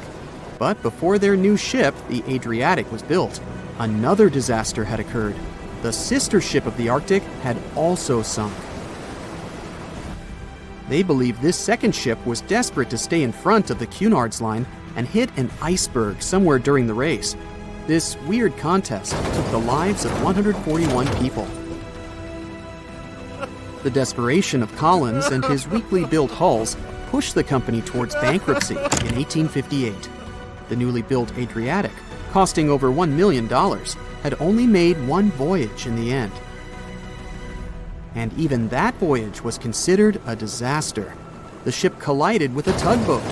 It still managed to finish its maiden voyage at a suitable time. After the company had gone bankrupt, they had to sell the ship for only $50,000. They removed the great giant engines, replacing them with only sails. Although it was once the greatest ship on the high seas, it was only 30 years later until it was abandoned, labeled irreparable, and anchored in a river. The other remaining ships were also sold and only used for parts. Edward Collins left the industry altogether, seeking work on dry land instead.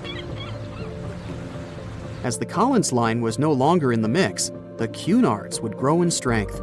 Without competition, they would win the Blue Ribbon for the next 30 years, and 180 years later, after producing hundreds of ships. They still have a constant presence on the seas as they provide transatlantic crossings, world voyages, and leisure cruises.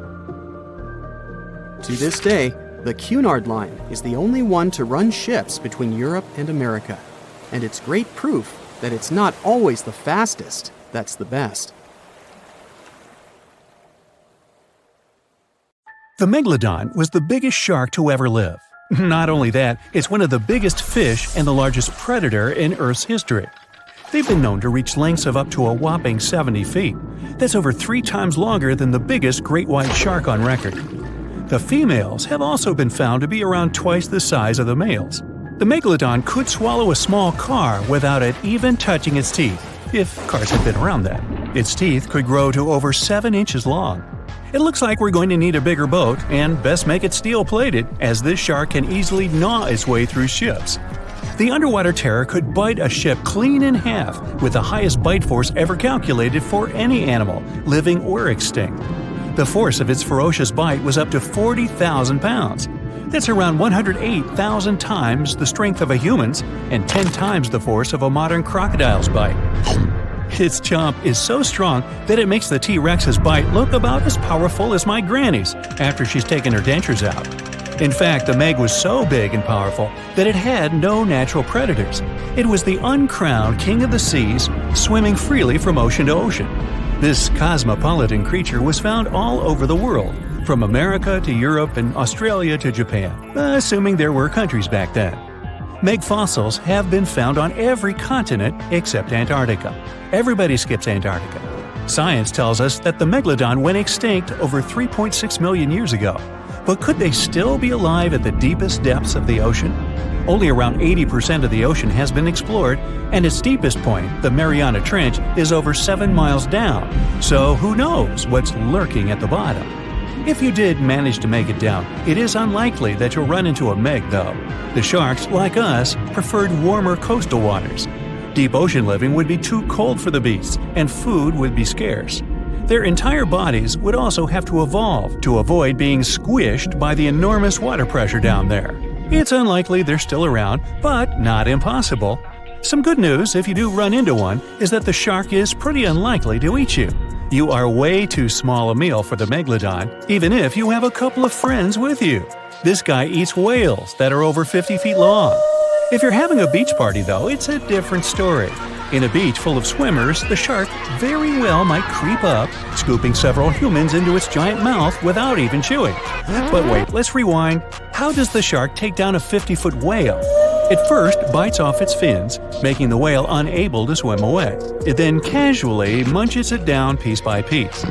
Because of their size, sharks had to consume over a ton of food every single day just to sustain themselves, like me.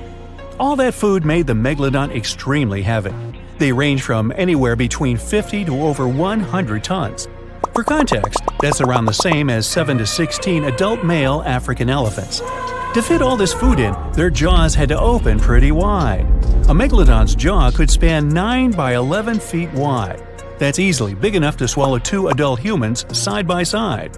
The fearsome name Megalodon comes from 2 Greek words, mega meaning big and odont meaning tooth. So combined, they mean what? Big tooth. And it certainly lives up to its name. Just one of its chompers is the same size as a human head. It had 276 humongous teeth in total across 5 terrifying rows. In all of history, only a couple of saber-toothed cats and the T-Rex had consistently bigger teeth. Now that's a showdown I'd like to watch. The Megalodon vanished millions of years ago, leaving only huge teeth to be found by modern archaeologists. They literally disappeared with very few traces left. Scientists believe that over time, sea levels dropped and the ocean temperatures went down rapidly. Over a third of all marine life was wiped out as the oceans cooled, and a number of animals at the bottom of the food chain plummeted. This had a catastrophic effect on the hungry predators at the top. Sorry guys. It became way too cold for these sun-loving sharks too, which made it difficult for them to reproduce since they gave birth in warm waters. The Megalodon is usually described as a sort of giant great white shark, but this is just a common myth. In fact, the ancestors of today's great white existed at the same time as the Meg. But they weren't best buddies, and were even in competition with each other. The great white shark was a better hunter, using its smaller size and agility to snap up the Meg's prey quickly. They were also known to eat Meg pups, who were only half their size. This didn't help the whole extinction thing. Even infant Megalodons were huge, coming in at just under 7 feet. While a great white was no match for an adult Meg in a head-to-head fight, they sure weren't scared of stealing their food. This only left the bigger fish and whales for the Meg, but its food supplies began to run out as the whales swam to the cooler new seas. The whales adapted to prefer the colder temperatures, leaving our friend the Meg behind. The Megalodons either starved or were frozen into extinction by the Ice Age. Rather than a great white, the Megalodon is more like a modern bull shark. It had a short snout, flat lower jaw, and huge pectoral fins to support its massive weight and size. As scary as they are, these sharks were actually caring family guys. Several Megalodon nursery areas have been discovered in Florida, Maryland, and Panama. They gave birth to their young in shallow water environments. We know this from discovering loads of tiny Megalodon teeth found in these areas. Gee, I wonder if they had nannies too. But how come there are so many Megalodon teeth out there for us to analyze? Well, due to their messy, aggressive eating habits, sharks regularly lose their teeth. They lose a set of teeth every 1 to 2 weeks. That's 40,000 teeth in a lifetime. They must rake in a fortune from the tooth fairy. Because of this, their teeth were continuously raining down to the ocean floor. Luckily for us, they're also the hardest part of a shark skeleton, which is why so many teeth have survived and become fossilized. It's fair to say that the first discoveries of the Meg's teeth confused people. Early discoverers thought the Meg's teeth were petrified tongues of ancient serpent creatures. They even used to call them tongue stones. It's also a common myth that the Megalodon was around at the same time as the dinosaurs, although this would have been pretty cool. The dinosaurs were wiped out around 66 million years ago, but the Megalodons came much later. The oldest Meg fossil is only around 23 million years old, but it's tricky to pinpoint the exact date. After all, calendars weren't invented yet. They became extinct way before humans even evolved. The earliest Homo sapiens, which is a fancy name for the first humans, emerged about 2.5 million years ago. But what if the Megalodon shark didn't go extinct? Whale populations have dropped drastically since these guys were last around, so there'd be way fewer whales for them to chomp down on. Whales have also gotten a lot smarter and learned new defensive moves, making them way harder to take down. It's estimated that they ate around 12 tons of food each day. If they were still around and eating that much, they'd be forced to eat smaller fish, and there'd be barely enough big fish for us humans to survive on. The naughty Megalodons would also be able to track fishing boats and steal the fish that they worked hard to collect. It's safe to say we'd see a lot less fish in the aisles of your neighborhood supermarket. As our ocean temperatures are heating up again, the sharks would also thrive and reproduce faster than ever. There'd be more and more of these giant eating machines in the water, reducing our fish supply even more. It would also cause massive problems for cargo ships and cruising vessels. Imagine coming into contact with one of these bad boys while you're sunbathing on the deck. Even beachgoers would be hard hit.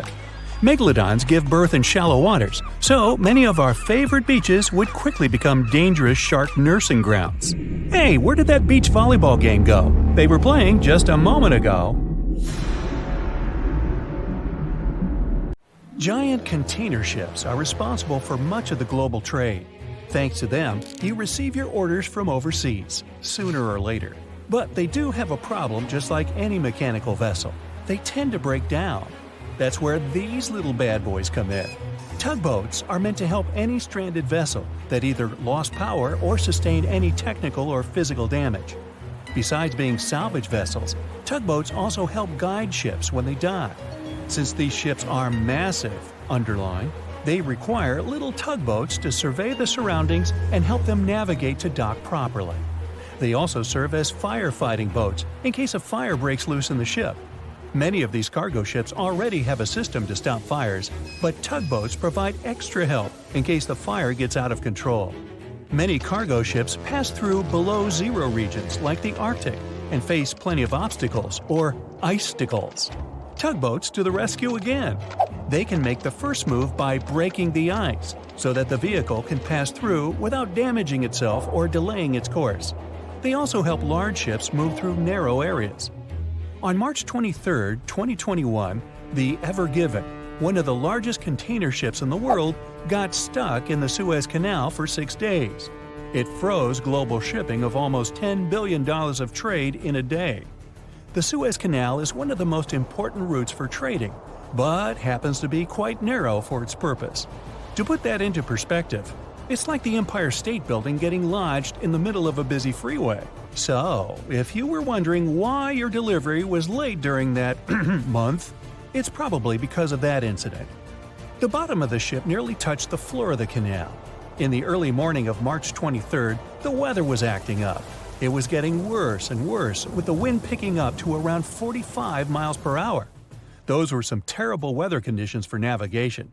That should have been the first red flag, but the Canal Authority didn't have a system for monitoring weather conditions or warning ships about them. The captain, Krishnan Kantavel, ignored the signs and decided just to go with it, not knowing the perils and the consequences ahead. The Egyptian pilots that were assisting with the navigation failed to provide proper instructions.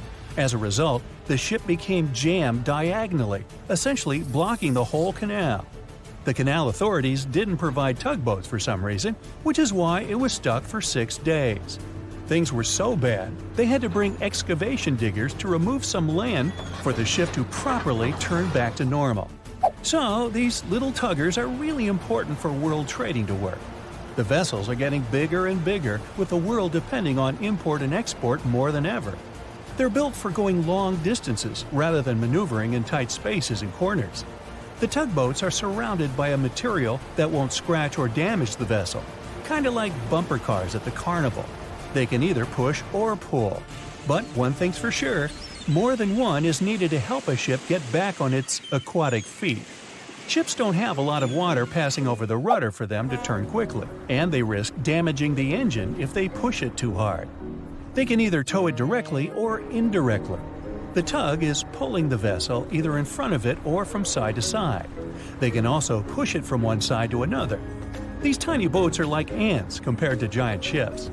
Their success secret is that they're floating on the water, which means there's no solid foundation for them to struggle. As a result, pushing and pulling is easy. Many newer tugboats have 2 large diesel-powered engines. There are also some electric models which are good for the environment and still do their job well. Shipping boats in general are better for the environment than trucks and planes, but are slower. Shipping vessels mainly carry food, clothing, electronics, furniture, and my stuff. The biggest ship can carry the Eiffel Tower on its back like it's no big deal, although getting it over to the ship would be. They're 1,000 times more powerful than a regular car. If all the containers in the world were arranged in a pile, it would cover half the planet. If you ever walked on a beach in the 90s and saw what appeared to be a rubber ducky, you weren't dreaming. In 1992, a shipping crate holding 28,000 rubber ducks was lost at sea while journeying from Hong Kong to the U.S. They say it fell off the ship and has been around the world's oceans for more than 20 years.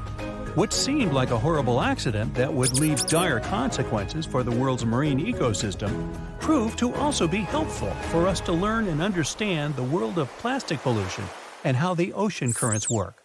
These ducks seem to have had quite the journey when they broke free from their container life.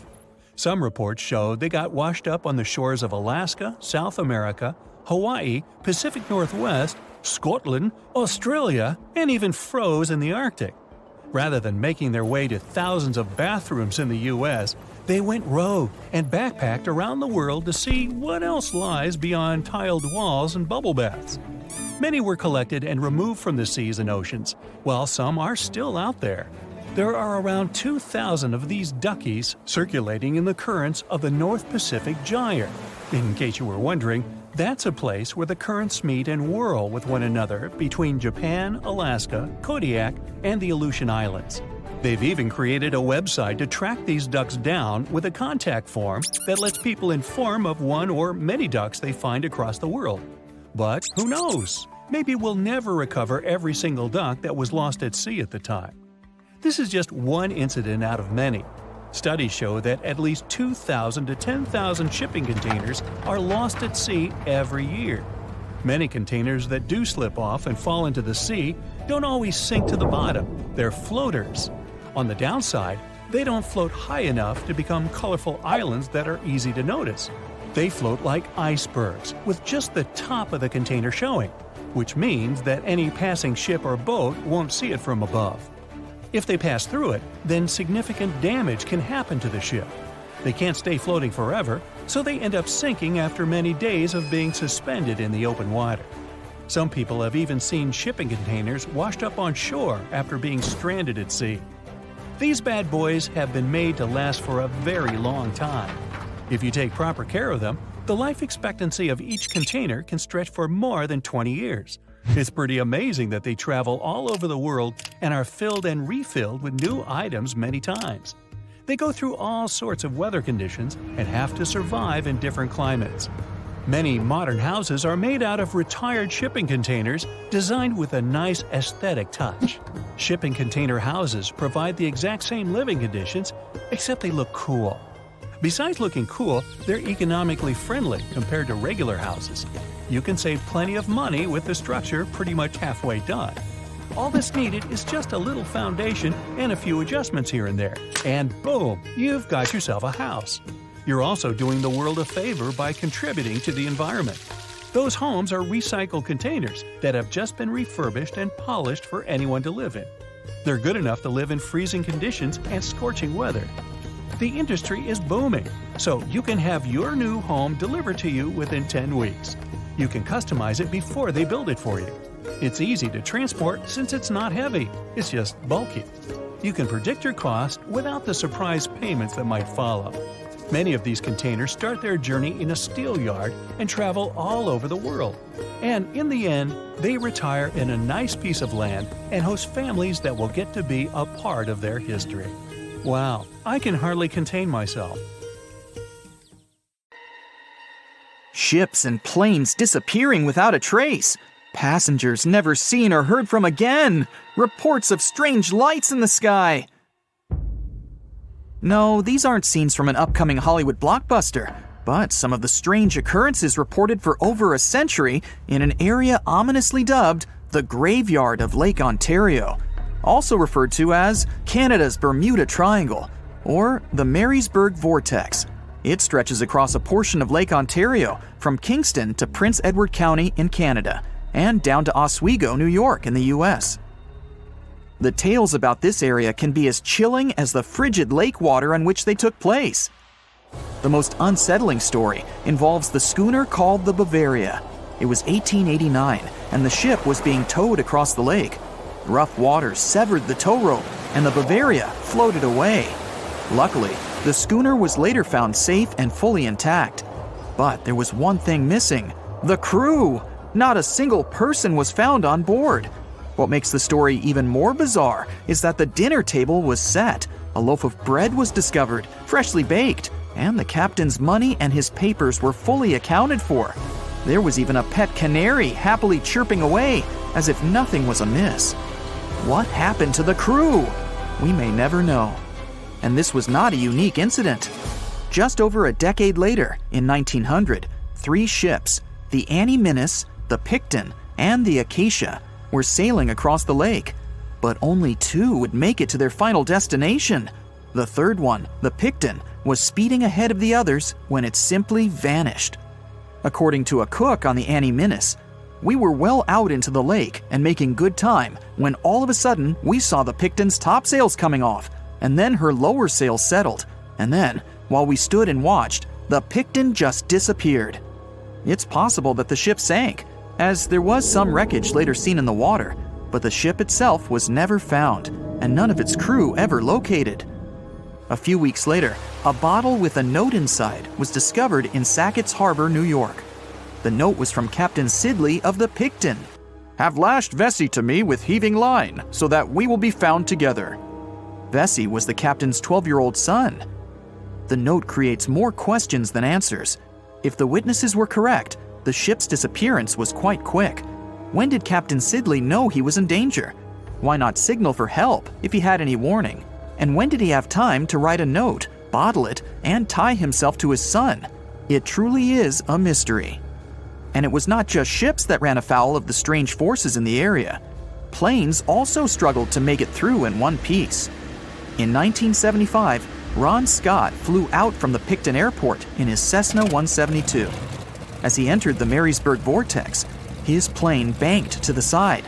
For several seconds, he was unable to right the plane, but once he did, the same force banked him to the other side. Again, he was stuck there for a few seconds, unable to control his plane. A skilled pilot, he had never experienced anything like it before. He was certainly luckier than Royal Canadian Air Force pilot Barry Allen Newman. Newman was at the same spot back in 1952, when he lost control of his jet and crashed into the lake. To this day, his body has not been found. In total, over 270 ships and at least 40 planes have met a tragic end in this area. And adding to the mystery, sometimes people report a series of bright lights or orbs, or a dark ship hovering in the sky. These are even harder to explain. Witnesses willing to report them are adamant they are true. Sid Wells said he watched a strange shape like a multifaceted diamond slowly spinning in the sky, and then it just disappeared. Others claim to have seen it too. Of course, the Marysburg Vortex is just one of several places around the world known as vile vortices, a term coined by biologist and writer Ivan T. Sanderson. He discovered 12 other equally spaced areas on the surface of Earth where funny things happen. The best known of these, of course, is the dreaded Bermuda Triangle. Situated in the Atlantic Ocean between Bermuda, Florida, and Puerto Rico, it has been blamed for the disappearance of thousands of people. They went in, on boats or in planes, but they never came out. Even the explorer Christopher Columbus experienced the mystery of the Bermuda Triangle during his first voyage to America in 1492. He said the compasses pointed in the wrong direction, the sea levels seemed to change dramatically, and he even spotted strange lights in the sky. In 1918, the USS Cyclops, which was one of the US Navy's biggest fuel ships, disappeared there. Since the 309 crew members were declared lost at sea when the Cyclops vanished, it's seen as the largest loss of life in the history of the US Navy in a single incident. At the time, the weather was good. The one message sent that day from the ship indicated no issues or concerns, and a distress signal was never sent. A thorough naval investigation followed. Its conclusion? Many theories have been advanced, but none that satisfactorily accounts for the ship's disappearance. In other words, the investigators were stumped. There's also the Dragon's Triangle, located in the Pacific Ocean. The most disturbing story involves a group of Japanese vessels that disappeared in the 1950s. When researchers were sent to investigate what happened, they too disappeared. In each case, it's impossible to truly know what occurred, and it's easy to get caught up in stories of giant sea monsters lurking beneath the waves. Who doesn't like a good scare? And Sanderson was willing to accept the possibility of such stories being true. He believed the vile vortices that he studied could be explained by anything from a wrinkle in the space-time continuum to magnetic abnormalities to underwater people. Of course, Sanderson was not only a huge fan of strange places, he also wrote about strange creatures like Bigfoot and the Loch Ness Monster. His skills as an impartial scientist are questionable though. In 1948, he claimed that some 3-toed footprints found at Clearwater Beach in Florida were proof of 15-foot-tall penguins, arguing that they were impossible to fake. In 1988, Tony Singerini revealed that he and his friend, attaching some cast-iron feet to his high-top sneakers, were behind the giant penguin hoax. So maybe Sanderson isn't the most reliable source after all, but there are also some very compelling and wholly natural explanations. Let's look specifically at the Marysburg Vortex. It's entirely possible that ships like the Bavaria and the Picton were done in by a mix of bad luck and bad weather. Unsettled weather is certainly not uncommon on Lake Ontario, and flash storms on the open water can prove dangerous to the most skilled sailor. And even today, with advances in weather forecasting, we get it wrong all the time. Back then, there was no way to predict that a storm was just around the corner. And the weather was just one issue. Historian Mark Seguin said that the area was always known to be dangerous, as the lake bed quickly becomes shallow along the eastern shore. There are also small rocky islands and shoals scattered throughout the area, making sailing a risky venture, especially for larger vessels or those weighed down by heavy cargo. By the mid-20th century, modern weather forecasting and improved shipbuilding alleviated most of the hazards of the Great Lakes shipping, resulting in fewer losses. The last major shipwreck in any of the Great Lakes was that of the SS Edmund Fitzgerald, which sank off the coast of Lake Superior in 1975, with 29 crew members going down with it. It seems the vortex is no match for human progress. And as for lights or images in the sky, in most cases, it's the result of an interesting phenomenon called thermal or temperature inversion. When this happens, a layer of warm air becomes trapped under cold air. This can result in mirages or reflections. So, a light on the ground that is miles away can be reflected in the sky, giving the impression of a flying object. Other parts of the mystery may be solved with a little time. Lake Ontario's freshwater and frigid temperatures help preserve the ships and planes that came to rest there. As divers and researchers continue to explore the area, maybe we'll finally learn the fate of the Bavaria, the Picton, Captain Sidley, and his son.